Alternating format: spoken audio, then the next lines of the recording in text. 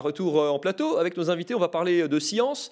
Ne zappez pas de science en s'amusant et pour les enfants, notamment avec la réouverture du vaisseau. Bonsoir Philippe Gineste. Bonsoir. Vous êtes le directeur du vaisseau, c'est ce musée, centre, on ne sait même plus exactement comment l'appeler. Pour faire découvrir la science aux plus jeunes, le vaisseau s'apprête à fêter ses 10 ans. Vous réouvrez surtout après 2 mois de travaux pour renouveler un petit peu les collections, les attractions pour les plus jeunes. Le vaisseau, c'est 180 000 visiteurs l'an dernier, 1 500 000 depuis l'ouverture, 10 ans, c'est pas si vieux, il fallait vraiment se renouveler quand même. Oui, même un petit peu plus, on est à 1 650 000 maintenant. Et en fait, on a fermé pendant 2 mois parce qu'on est ouvert depuis bientôt 10 ans. Et ayant eu beaucoup de succès, on a eu besoin de renouveler nos expositions, les moderniser, apporter plus de services auprès de nos visiteurs, améliorer l'accueil notamment.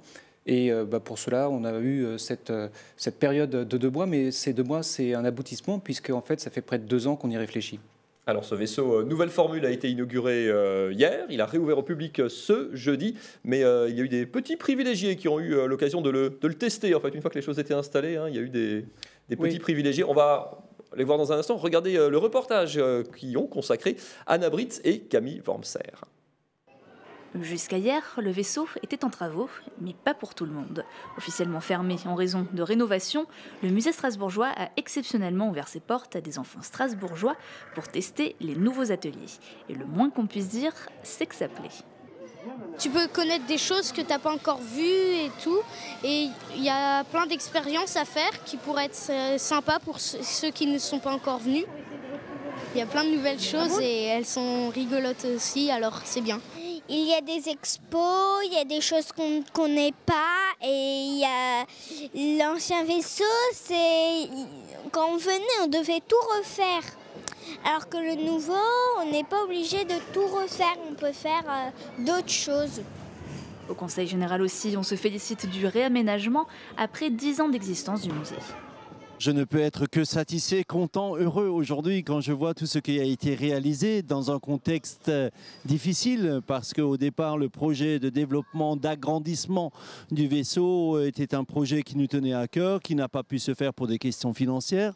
Mais aujourd'hui, c'est l'intérieur qui a été retravaillé à fond et je crois que le résultat est vraiment probant. J'ai moi-même testé un certain nombre d'ateliers et je peux vous dire que même à mon âge, on est encore surpris par un certain nombre de choses. Il a fallu 1 an aux équipes du musée pour dénicher les nouvelles expériences et expositions. Les éléments préexistants qu'on a remplacés ont fait l'objet d'une évaluation à la fois technique en termes de maintenance et aussi pédagogique en termes de contenu sur la base d'une grille d'évaluation et tout ça a permis d'éliminer certains éléments. On sait d'une manière générale que sur la zone de l'eau, ce qui fait le succès de cet espace, c'est d'être au contact direct avec l'eau. Et le fait de l'avoir renforcé en ayant plus de bassins contribue au succès de cette zone et va conserver aussi son attrait pour la suite.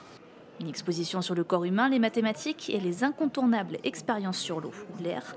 Voilà qui devrait inviter les enfants à continuer à apprendre en s'amusant.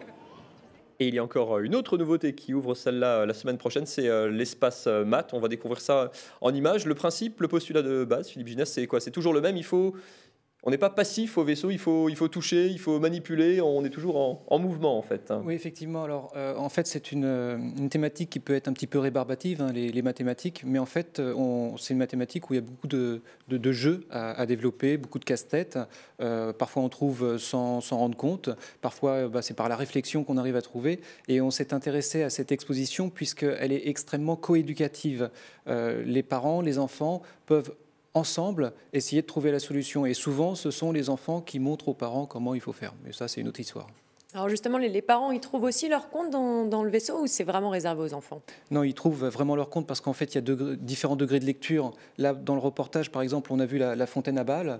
Et pour un enfant, c'est magique. Comment ça se fait que cette balle puisse tenir ainsi sur un jet d'eau?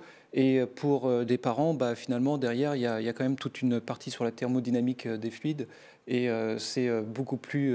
on voit toute la complexité qu'il peut y avoir derrière. On va au-delà de l'émerveillement, même si en tant que parent, on reste émerveillé. Ça s'adresse, comme dit, aux enfants, ça s'adresse beaucoup, il y a un public vraiment binational, il y a beaucoup de scolaires, il y a beaucoup de jeunes Allemands aussi qui viennent. C'est la vocation, ça, dès le départ aussi du vaisseau? Oui, c'est un équipement qui est biculturel.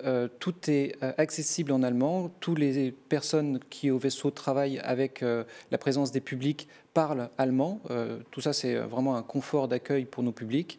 Alors, on reçoit, comme vous l'avez dit tout à l'heure, à peu près 180 000 visiteurs par an. Et on reçoit à peu près 20 000 germanophones dans ces 180 000 personnes. Alors ça veut dire qu'il y a aussi beaucoup de francophones, mais aussi d'autres personnes qui ne parlent ni français ni allemand. Et les expositions dans les consignes sont aussi accessibles en anglais. Alors pour nous, le vaisseau, c'est un équipement qui est un pont finalement entre la France et l'Allemagne, un équipement qui permet aussi aux jeunes de pouvoir s'exercer à la pratique de l'allemand, puisque toutes les consignes étant disponibles en allemand, on peut aussi voir si on maîtrise plus ou moins cette très jolie langue.